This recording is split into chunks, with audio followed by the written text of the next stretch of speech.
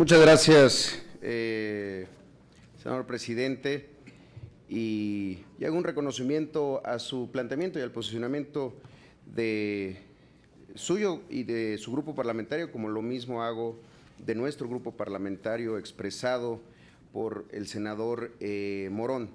Un planteamiento lleno de lo que me parece más se necesita en este país, un ejercicio de autocrítica, un ejercicio de discusión de ideas en las que nunca, es probable que nunca estemos de acuerdo, pero que si no se empiezan a discutir, si no le aportamos nosotros paciencia, que luego hace mucha falta en este tipo de comparecencias, mucha paciencia, mucho respeto a la diferencia, pues es todavía más difícil de resolver. Señor secretario, bienvenido como siempre al Senado de la República y a esta Comisión de Educación. Me preguntaban por la mañana unos periodistas si haría uso de la palabra y que si le iba a preguntar por quién había usted votado. En su caso creo que no hace falta, creo que ya sabemos en qué sentido fue su voto. Por eso no le quiero preguntar sobre eso. De lo que le quiero preguntar es que ha habido una serie de espacios públicos, algunos organizados por medios de comunicación, el financiero Bloomberg, otros por incluso grupos parlamentarios aquí en el Senado de la República, por ejemplo el del Partido Verde, que ya en este momento no tiene representación en la comisión, ojalá se animen a venir. Porque ahí usted mencionó algo que llamó mucho mi atención y déjeme citarlo.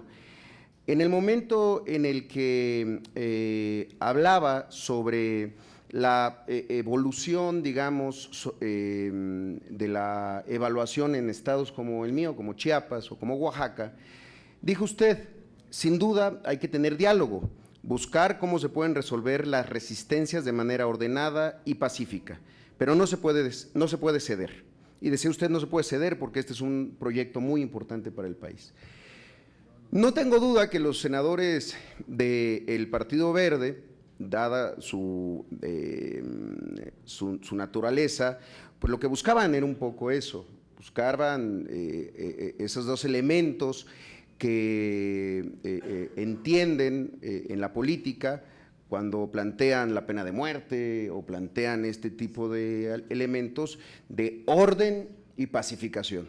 Desafortunadamente son pocos los verdes que entienden que las palabras orden tienen un peso político muy serio y la palabra pacificación también, y más en un estado como Chiapas que ha vivido momentos de guerra, de enfrentamientos armados, de conflictos por desplazamiento, por diferencias religiosas, políticas, agrarias, de todo tipo, que terminan contándose en muertos. Yo reconozco sin duda el dato que hace un rato mencionaba sobre el proceso de evaluación en Chiapas, particularmente para el nuevo ingreso, mismo que había estado suspendido en 2016 y que se ha avanzado para 2017, mencionaba usted en arriba del 97%, y eso yo lo celebro, de verdad, lo reconozco y lo celebro, pero sí me gustaría escuchar de su parte, y ese es el primer cuestionamiento, un reconocimiento a que ese diálogo no es unilateral, tiene que tener una contraparte, y esa contraparte es la coordinadora, la sección 7, la 40. Y hace un momento usted hizo un reconocimiento al sindicato, pero ¿por qué nunca se ha escuchado un reconocimiento a la coordinadora? No se puede pensar en un estado como Chiapas que las cosas se deban de imponer.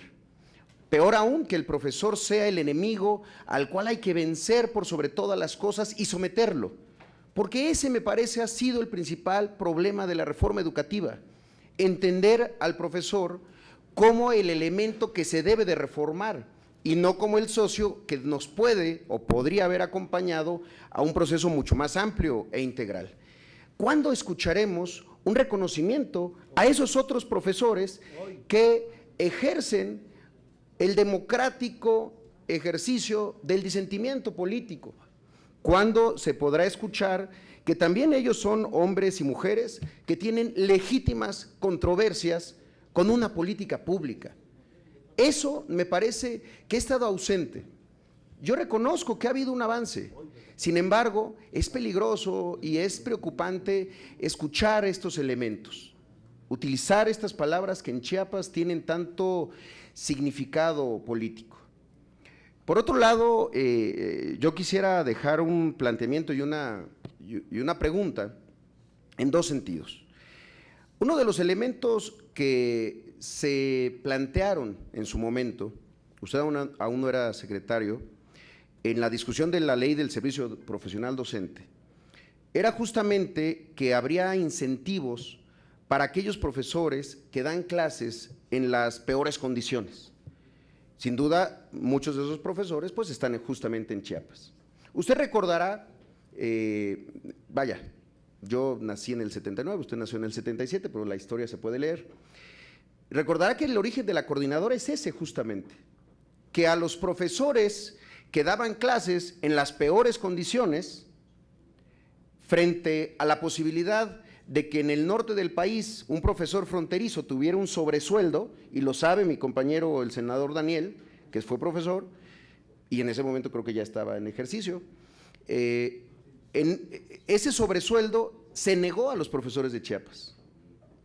Y por el otro lado, las escuelas artículo 123 de ciudades petroleras, en el momento que hubo de descubrimientos de yacimientos en el norte de Chiapas, no llegaron tampoco esas escuelas artículo 123, y eso desde luego que no era responsabilidad suya porque pues tenía usted 2 años.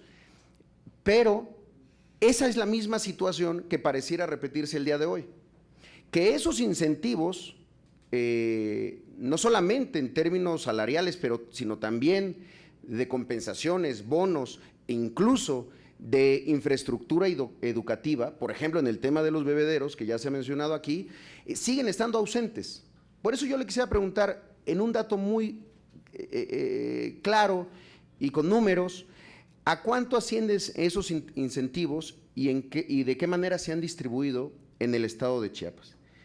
Y por último, hacerle un planteamiento que si bien no tiene necesariamente que ver con el ejercicio de su función, usted sabe que en la cuenta pública 2016, para el caso del ejercicio de recursos federales en el estado de Chiapas, hubo un par de observaciones importantes sobre 2 fondos y una recomendación. Eran fondos para recursos del CONALEP y de INEA. Eran observaciones de carácter económico que se presumía conducían a un daño o a un prejuicio de las arcas públicas. Sin embargo, después hubo 3 eventos que me preocupan y quisiera conocer su opinión sobre acciones futuras posibles en este sentido.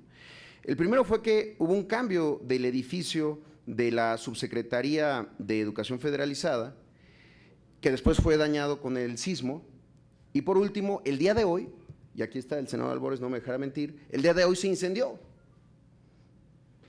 No sé qué haya pasado, o de verdad trae muy mala suerte y requiere de una limpia urgente el subsecretario de ese ramo en el estado de Chiapas, o hay algo que hace sospechar que esos recursos, donde ya hubo observaciones de la Auditoría Superior de la Federación, nos puedan salir con que la documentación simplemente ya no existe porque el día de hoy se haya perdido.